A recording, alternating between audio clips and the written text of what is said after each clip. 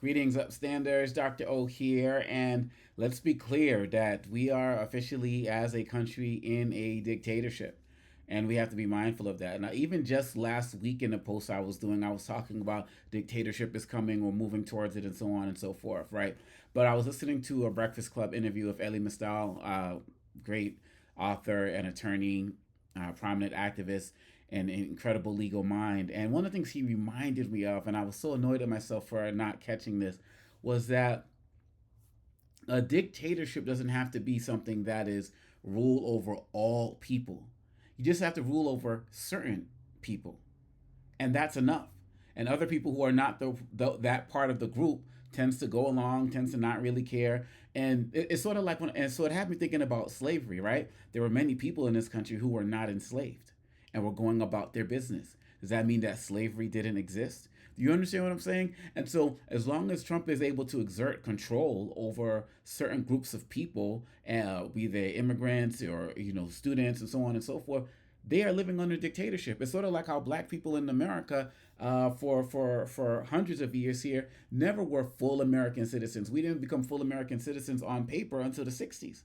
And so even when I hear people talk about, oh, Trump's ending a 250, almost 250-year democratic experiment, that wasn't the case for us, right? And so we have to be mindful of that. And given Trump's meeting today with the president of El Salvador, who, like Zelensky, was not wearing a suit, but nobody had any smoke for that. But that's neither here nor there. Or maybe it's there. Trump made it clear, as Justice Sotomayor said last week, and as a judge said the week before, he wants to actually go for American citizens as well. He told the president of El Salvador to build more prisons so he can get, as he calls, the homegrowns over there as well. And what's really disturbing about it is he said this while all of his other members of his administration laughed.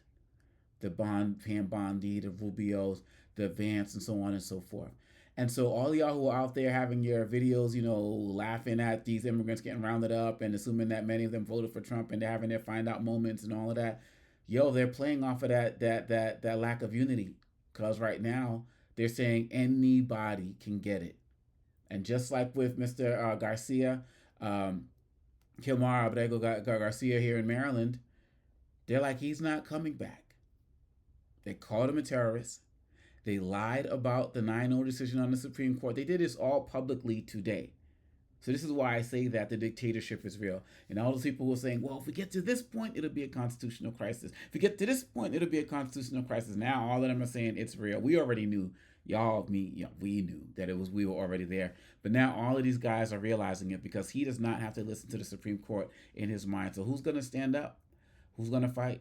Are people going to flee? Oh, y'all out there resting still? Like, well, what you resting from? You might be resting in a prison in El Salvador. You never know. And for y'all who black who think they can't come for you, he's also removing temporary protective status of Cameroonians. Few hundred. Hey, as far as they're concerned, we all Cameroonian. They can roll up on the streets and be like, are you from Cameroon? You got your information? And so when you are just, and one of the things that Elie Mystal talked about in a book that I am definitely going to be reading, but the book was called They Thought They Were Free, The Germans from 1933 to 1945 by Milton Meyer. And he talked about, I'm just going to read this quick description. It says, Meyer's book is a study of 10 Germans and their lives from 1933 to 1945. Meyer had, based on interviews with them in Germany, he had a position as a researcher. And so he wanted to find out, like, what would make these guys become Nazis. Check this out. He says, this from the description. What happened here was the gradual habituation of the people, little by little, to being governed by surprise, to receiving decisions deliberated in secret, to believing that the situation was so complicated that the government had to act on information which the people could not understand, or so dangerous that even if the people could not understand it, it could not be released because of national security. And their sense of identification with Hitler, their trust in him, made it easier to widen this gap and reassured those who would otherwise have worried about it. But then it was too late. History doesn't repeat, but it rhymes. So what are y'all willing to do about it? What are y'all willing to do to fight? What are y'all willing to do to speak up and speak out? Are y'all going to keep going and not saying anything until it comes to you? Like, what if Garcia was a white woman? Like, what would your response be, America? But Trump is very selective in doing that because he targets groups that he knows that people won't care about. Brown immigrants, and we got to call it a racist immigrant policy because even though there have been some people from other nations like Germany that have been rounded up, one or two, maybe even more, but not a lot, not substantial. This has been something that disproportionately has targeted brown people. Furthermore, he's also attacking the knowledge workers, attacking the universities because people have this mindset of, oh, those guys up there in their ivory towers. He's also attacking lawyers. People have had some of the most disrespectful things to say about lawyers in this country, looking at them as bloodsuckers, looking at them as ambulance chasers, and all of that. So he's very strategic in how he picks people off. It's not new he's following Nazi Germany. How long are you going to go not caring until there's nobody around to care for you? And one of the ways dictatorships, and going back to Mr. one more time, one of the things that lead to the state dictatorships falling is that they overplay their hand. They overplay their hand. If we can learn the lessons, we can get with some real solutions now. We can continue to fight now and work together now. That's the only way we get through this. America's isolating itself from the rest of the world when it should have been Russia that should be isolated. And people just have to get new language. We're no longer the leader of the free world. In my opinion, we haven't been for quite a while, to be quite honest. So stop using that. The world's biggest democracy, stop using that. Because the Republicans in Congress and the Senate are in on this as well. Stop using that.